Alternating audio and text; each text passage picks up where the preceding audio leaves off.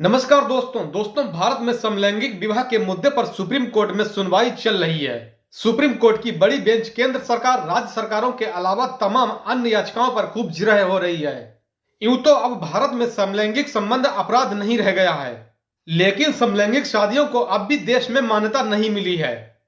हालांकि दोस्तों, दुनिया में 34 ऐसे देश हैं जहां समलैंगिक शादियों को मंजूरी दे दी गई है। कुछ देशों में समलैंगिक शादियों को सशर्त मंजूरी मिली है।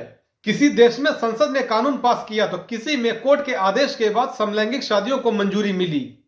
दुनिया में सबसे पहले समलैंगिक विवाह की मंजूरी नीदरलैंड ने दी थी। साल 2001 में ही नीदरलैंड ने समलैंगिक विवाह को मंजूरी दे दी थी। नीदरलैंड को समलैंगिक विवाह करने की मंजूरी देने वाले सबसे पहले देश के रूप में जाना जाता है।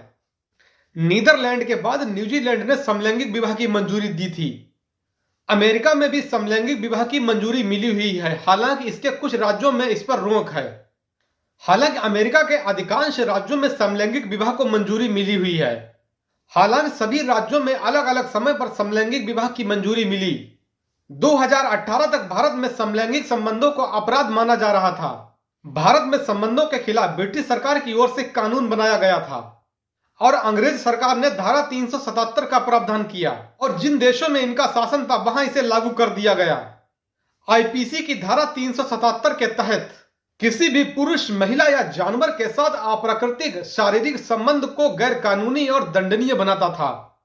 हालांकि साल 2018 में सुप्रीम कोर्ट ने समलैंगिक संबंधों की मान्यता दे दी थी, लेकिन समलैंगिक शादियों की मान्यता नहीं दी। दरअसल दिल्ली हाई कोर्ट में इस मामले को लेकर सुनवाई की जा रही है। इसमें हाई कोर्ट ने केंद्र सरकार से भी जवाब मांगा था।